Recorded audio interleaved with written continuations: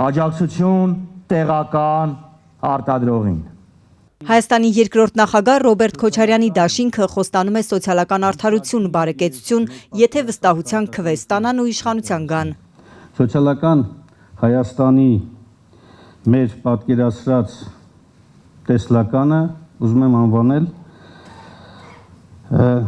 սոցիալական Հայաստան երեխաների, երիտասարդների, տարեցների, այսինքն բոլորիս համար։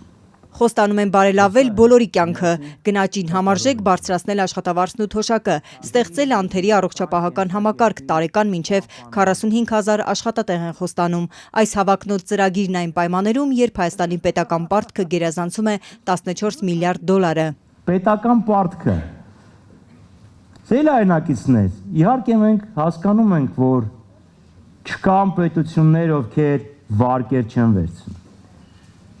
Բայց այդ վարկը պետք է նպաստի մեր տնտեսության պոտենցիալի զարգացման, մեծացման։ Այսօր ուզում ենք հասկանանք լավ այդ 8 միլիարդը ավելյալ, որ վերցրել եք, ինչ եք արել։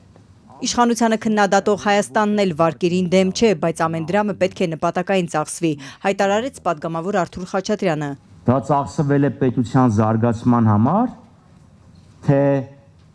այլ խնդիրների համար։ Քոչարյանի թիմը խոստանում է նվազեցնել գույքահարկը, որ մի քանի անգամ բարձրացավ Փաշինյանի կառավարության օրոք։ Թող շքեղության հարկը բարձր լինի ու հարուստները վճարեն ցածր ու միջին եկամուտ ունեցողների փոխարեն, առաջարկում է Հայաստան դաշինքը։ Այսինքն 2026 թվականի համար նախատեսված այս այլանդակ բարձրացումը չեղարկվելու է։ Պատգամավոր Արծվիկ Մինասյանը նշեց, թե այս խոստումները միայն նախընտրական չեն։ Ընդդիմադիր խմբակցությունը նախագծերել է մշակել խորհրդարանում, բայց իշխող մեծամասնությունը տապալել է, ընդդիմադիր դիրքերից դրանք իրագործելու հնարավորություն չեն ունեցել։ Իսկ երբ դաշնակցությունը իշխանության մաս էր ու այդ հնարավորությունն ուներ, ինչու իրենց չէր հաջողվում Հայաստանում կյանքն այդքան լավը դարձնել, ինչպես նկարագրում են իրենց նախընտրական ծրագրում։ Դաշնակցությունը Քոչարյանի օրոք կառավարության մաս է եղել։ Այդ որ ասում էինք Կովկասի վագար,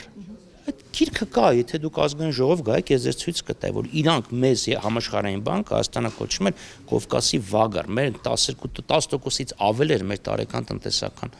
աճը։ Սերժ Սարգսյանի իշխանության գալուց հետո էլ արյունոտ մարտի 1-ից հետո կոալիցիա կազմեց Հանրապետականի հետ։ 1 տարի տևեց ու 1 տարի էլ 2016 թվականին կառավարության մաս դարձավ։ Այդ տարիներին կոռուպցիայի ընկալման համաթիվը շուրջ 10 նիշով բարձր էր այսօրվա ցուցանիշից։ Կոռուպցիայի այդ պայքարը միշտ էլ պայքարել ենք, միշտ էլ պահանջել ենք, պնդել ենք, որ այդ հարցը կարգավորվի։ Հայաստան դաշինքի ծրագրում կետ կա նաև գյուղատնտեսությամբ զբաղվող մարդկանց մասին, թե նրանց աշխատանքը ստաժ կհաշվեն, ինչ մեխանիզմով են գյուղացու աշխատանքը ստաժ ձևակերպելու, չմանրամասնեց պատգամավոր Արծվիկ Մինասյանը։ Տաքսի ծառայության ոլորտն էլ կբարելավվեն, վարորդների աշխատանքն էլ ստաժ կհաշվարկեն, եթե իշխանության գան։ Որոնք ոչ միայն չունեն նվազագույն սոցիալական երաշխիքներ, ավելին, այսօր դարձել են այսպես կոչված տուգանքի մատերիալ, ներողություն եմ խնդրում, բայց դա արդեն հանրահայտ բառ է դառել։ Իշխանությունից արդեն արձագանքել են ընդդիմադիր Քոչարյանի նախընտրական ծրագրին, բայց միայն վարորդների կետին։ Աշխատանքի և սոցիալական հարցերի նախարար Արսեն Թորոսյանը Facebook-ում գրել է, թե ընդդիմադիր խմբակցությունը կրկնօրինակում է իրենց, իշխանության այդ նախաձեռնությունն արդեն ընթացքում է։ Վերջին մի քանի ամիսներին տաքսու վարորդների հետ հանդիպումների ժամանակ մենք արդեն իսկ նրանց հայտնել ենք, որ նրանց կենսաթոշակի հարցը լուծելու ենք հետևյալ կերպ. մինչև 1974 թվականին ծնվածների համար ստաժ հաշվարկել այն բոլոր ամիսները, որոնց ընթացքում նրանց վճարած տուրքը կգերազանցի նվազագույն աշխատավարձից վճարվող եկամտային հարկը։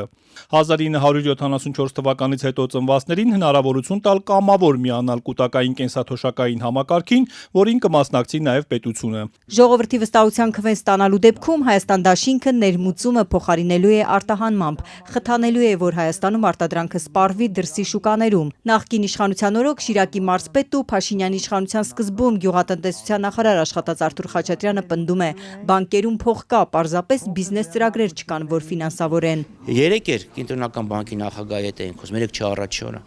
Ահռելի գումարան բանկերում հավաքվել, ուղղակի մարդիկ